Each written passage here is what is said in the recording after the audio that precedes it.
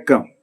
12/12/2025 வெள்ளிக்கிழமை இன்றைய ரிஷபராசி பலன். ரிஷபராசியில் பிறந்தவர்களுக்கு சர்வ காரிய ஜெயம், மன மகிழ்ச்சி, சாந்தம், சந்தோஷம் கிடைக்கும். எடுத்த காரியத்தில் வெற்றி கிடைக்கும். தடைகள் அனைத்தும் விலகும். புதிய முயற்சிகள் கை கொடுக்கும். இன்றைய நாளில் தெய்வ அருள் கடாட்சம் பொருந்திய நாள்.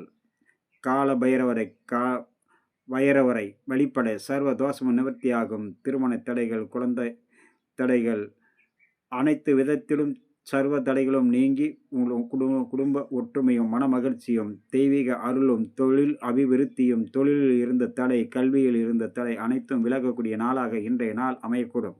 ரிஷபராசியில் வரக்கூடிய கிருத்திகை நட்சத்திரம் சற்று பொறுமையோடு இருந்தாலே சர்வ காரிய ஜெயம் நினைத்து நிறைவேறும்.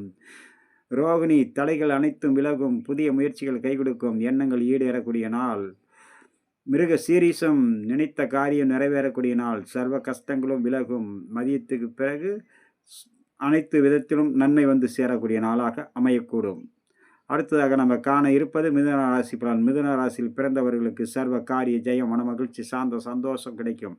எடுத்த காரியத்தில் வெற்றி கிடைக்கும். தடைகள் அனைத்தும் விலகும். புதிய முயற்சிகள் கை கொடுக்கும்.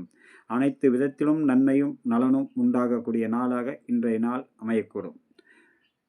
மிதனத்தில் வரக்கூடிய மிருக சீரிச நட்சத்திரம் சர்வ காரிய ஜெயம், மன மகிழ்ச்சி, சாந்த சந்தோஷத்தை ஏற்படுத்தக்கூடிய நாளாக அமையக்கூடும்.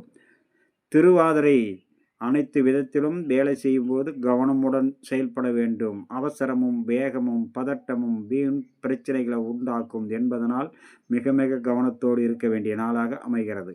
அடுத்ததாக நாம் காண இருப்பது கடக ராசி பலன். புனர்பூச நட்சத்திரம் சர்வ தடைகளும் விலகும்.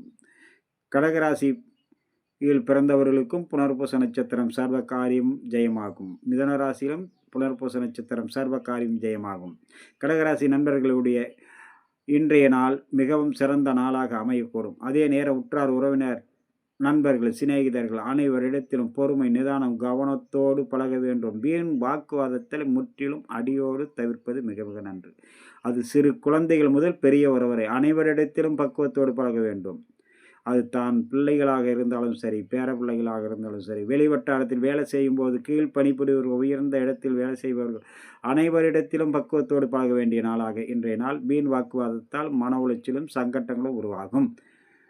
கடகராசியில் வரக்கூடிய புனர்பூச 4ஆம் பாதம் சர்வ காரிய ஜெயம். பூசம் அனைத்து விதத்திலும் கவனத்தோடு பழக வேண்டும், பேச வேண்டும்.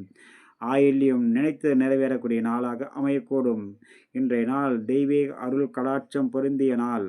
அடுத்ததாக நம்ம காண இருப்பது சிம்மம், கன்னி, துலா ராசி நண்பர்களை பற்றி. வணக்கம்.